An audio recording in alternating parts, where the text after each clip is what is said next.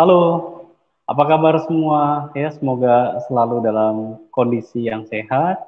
Oke, kita bertemu kembali di mata kuliah akuntansi biaya, di mana di minggu ini adalah minggu ketiga. Oke, sebelum kita masuk ke materi minggu ketiga ini, Bapak akan flashback dulu ke materi minggu lalu. Minggu lalu kita sudah pelajari terkait dengan accounting for material, di mana di dalamnya kita sudah bahas terkait dengan sistem pengendalian biaya, material control, pengendalian fisik, economic order quantity, sampai dengan alur material dan biaya.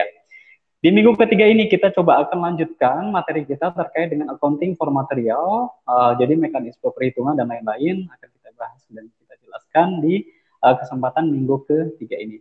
Ya, minggu lalu kita sudah sampai ke slide 19, kita lanjutkan di minggu ketiga ini kita masuk ke slide berikutnya, ya. Slide berapa? Slide 20 ya. Oke. Semoga sudah tampil di layar masing-masing. Oke, ya. Metode alur biaya atau cost flow method. Oke.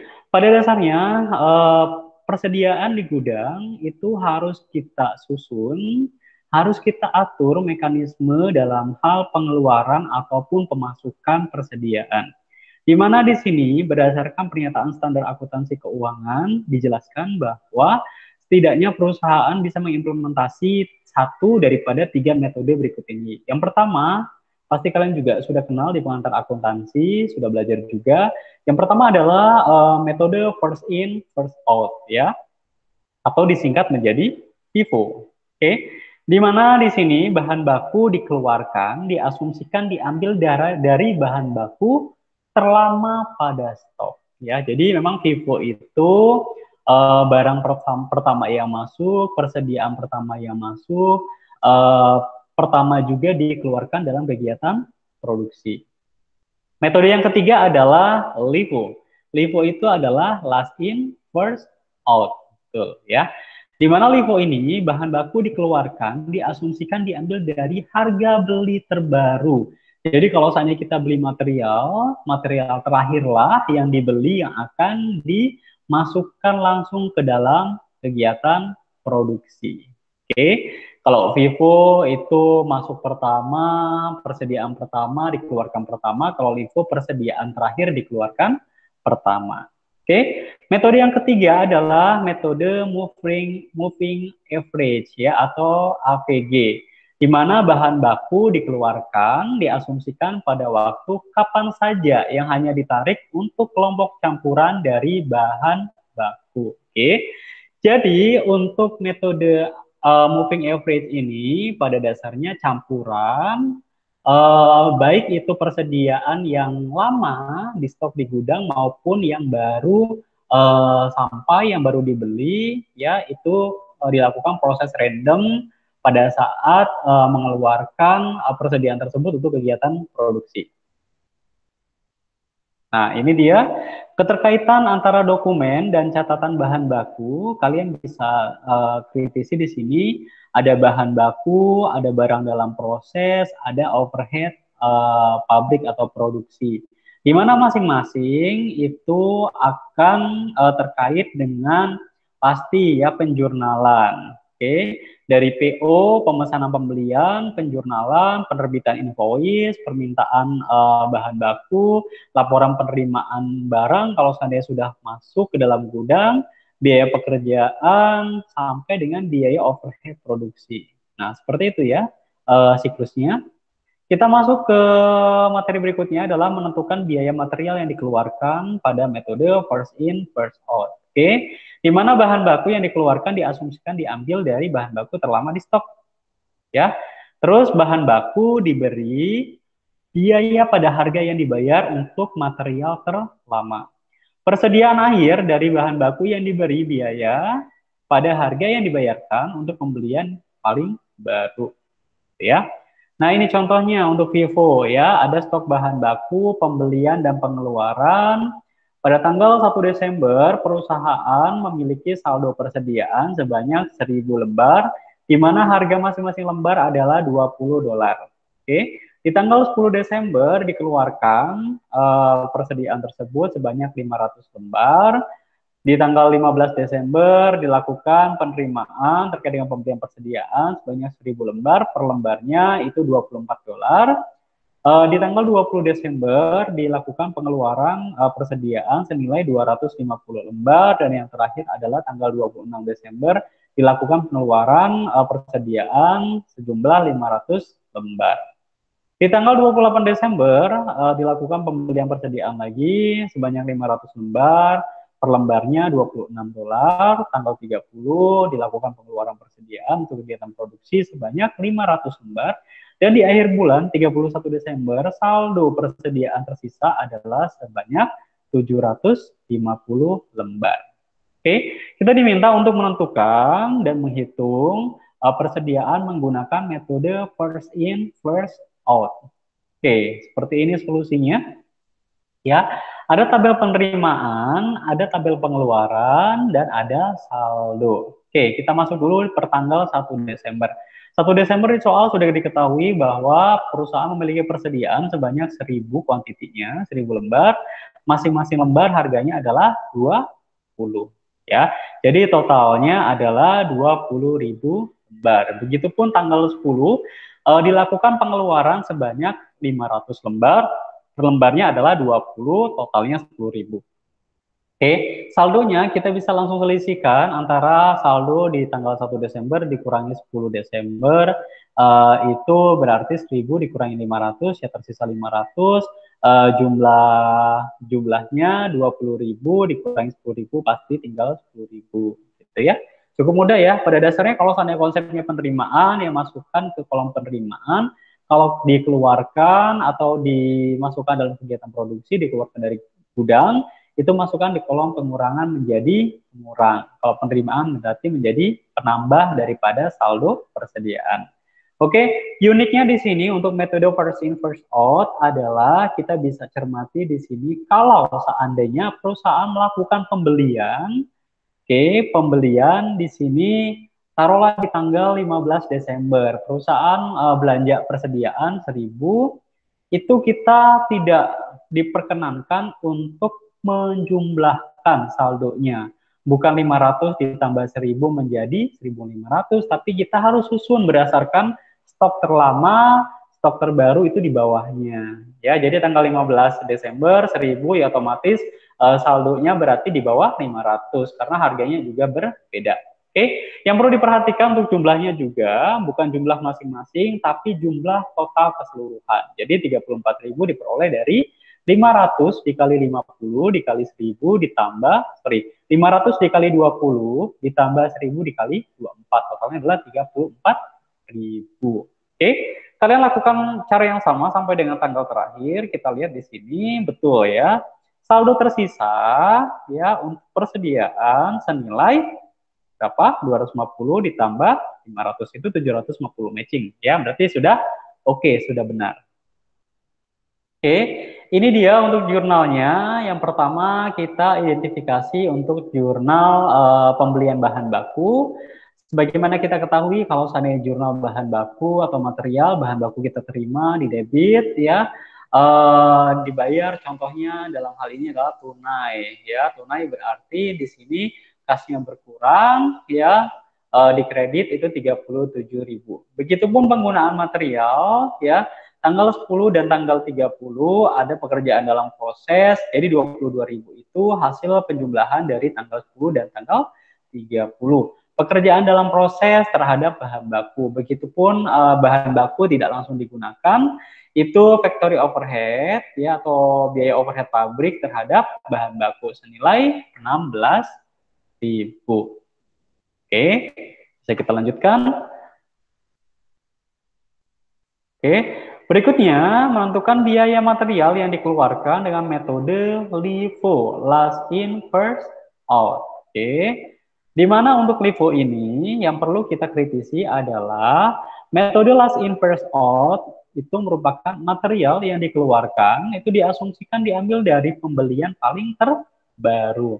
Jadi stok persediaan yang baru kita beli itu menjadi persediaan yang pertama kali dikeluarkan di gudang untuk kegiatan produksi. Bahan baku yang dikeluarkan diberi biaya pada harga pembelian terbaru. Jadi kuncinya adalah menggunakan harga pembelian terbaru. Beda halnya kalau yang Vivo menggunakan harga pembelian terlama gitu ya. Oke, berikutnya persediaan yang ada pada akhir periode diberi biaya pada harga pembelian paling awal pasti ya. Oke, ini menjadi tugas kalian ya untuk LIFO berdasarkan contoh soal yang tadi, yang Vivo kan tadi Bapak sudah jelaskan. Sekarang coba kalian kerjakan untuk menentukan biaya material berdasarkan metode LIFO ya. Oke, dicoba ya. Oke, berikutnya yang ketiga menentukan biaya material, metode moving average. Metode moving average mengasumsikan bahwa bahan baku yang dikeluarkan setiap saat hanya ditarik untuk kelompok campuran dari bahan baku yang ada di gudang. Dan itu tidak ada upaya yang dibuat untuk mengidentifikasi bahan baku sebagai pembelian awal atau pembelian terbaru. Jadi metodenya acak, campuran, baik FIFO maupun LIFO, persediaannya dicampur menjadi satu, ya. Tidak diidentifikasi mana yang pertama, mana yang terakhir, ya, random, campuran, dikeluarkan dalam kegiatan operasional produksi perusahaan. Oke, persyaratan mendasar dari metode moving average adalah bahwa rata-rata harga satuan harus dihitung setiap kali material yang baru diterima. Nah, ini bedanya kalau Vivo dan Livo, kalau ada pembelian, persediaan, itu kan biasanya kita taruh di stok di bawah stok yang paling awal, di bawahnya ya. Beda halnya dengan moving average, di sini dicari dulu rata-rata ya. Jadi tidak disusun tapi langsung dihitung gitu ya. Oke. Dan rata-rata harga satuan ini harus digunakan untuk semua biaya bahan baku yang dikeluarkan sampai selebihnya dibeli. Oke ya. Ini juga menjadi tugas kalian ya. Coba kalian hitung metode persediaan dengan menggunakan moving average. Jadi tugasnya yang pertama kalian susun ya metode LIFO, dan yang kedua kalian tentukan persediaan, ya persediaan menggunakan metode moving average. Oke, berikutnya adalah pengendalian material atau just in time. Dalam setiap persediaan just in time itu ada namanya LEARN ya, Learn Production System atau sistem produksi ramping. Bahan baku segera dikirim ke pabrik lebih dahulu daripada menggunakan dalam penggunaannya dalam kegiatan produksi. Jadi harus tepat waktu ya.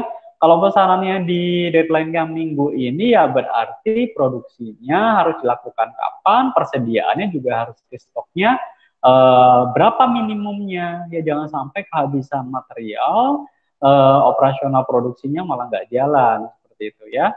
Terus just in time di sini itu ditujukan untuk mengurangi biaya angkut persediaan dengan mensyaratkan bahwa bahan mentah akan dikirim just in time tepat waktu yang akan ditempatkan ke dalam produksi. Nah itu schedulingnya ya, jadwal pada saat pengadaan persediaan itu juga harus dipertimbangkan secara matang ya. Jangan sampai kita memesan persediaan, ngecer ya, kuantitinya sedikit, biaya angkutnya tetap mahal ya. Alangkah lebih baiknya kalau kita bisa jadwalkan secara rutin. Kalau seandainya memang stoknya menipis, itu diharuskan perusahaan harus segera order ya. Itu harus ditetapkan dalam standar operasional prosedur. Oke, banyak fungsi manufaktur yang dilakukan pada saat masing-masing departemen dalam sistem manufaktur tradisional yang digabungkan menjadi pusat yang disebut dengan manufacturing cells atau kelompok mesin yang saling berhubungan. Oke, sudah jelas ya.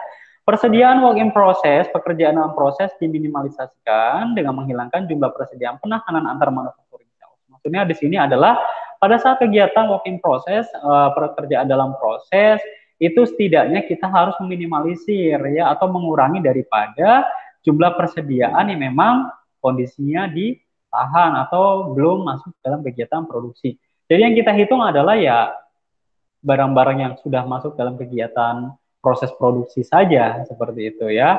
Nah ini beberapa flow dari metode tradisional ya yang awalnya itu dari purchasing sampai dengan nanti dia dikirim di penjualan.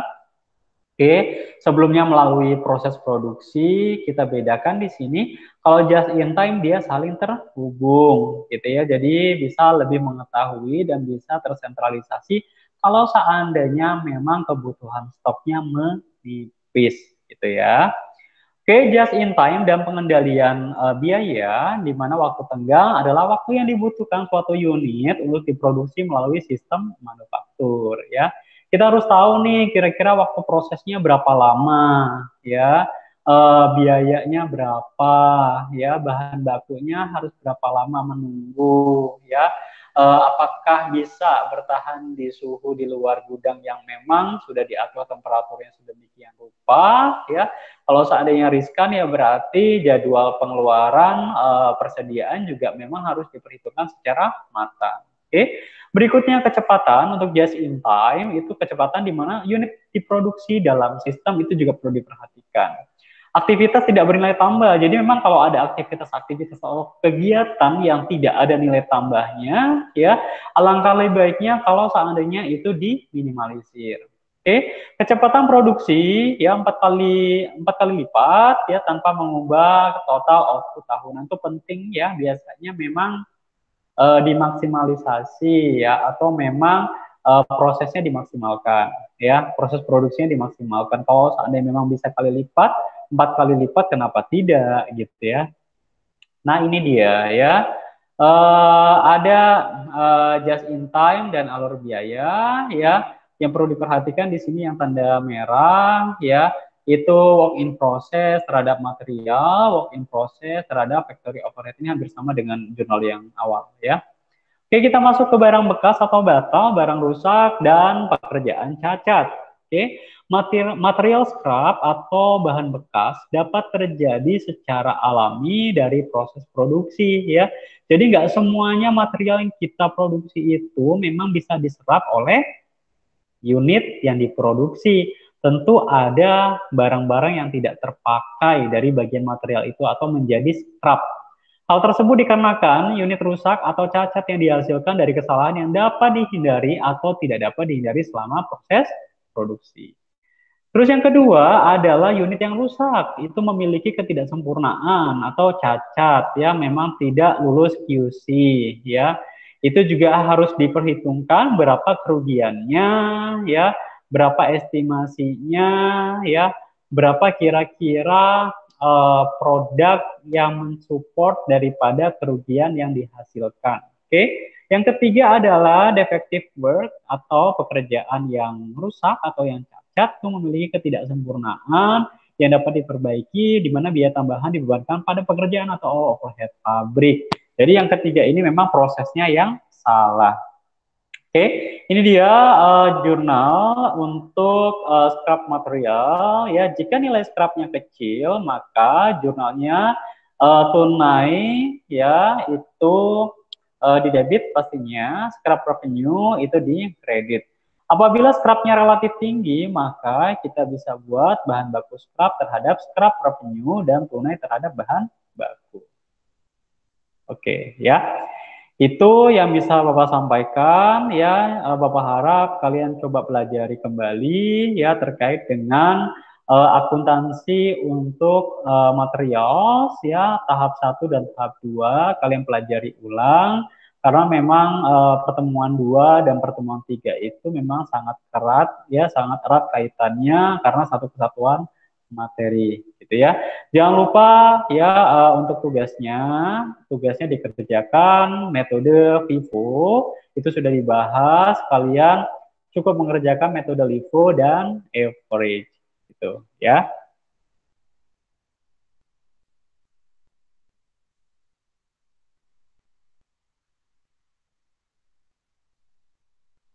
Oke, demikian dari Bapak. Terima kasih atas perhatiannya. Sampai berjumpa kembali di minggu depan. Oke, terima kasih.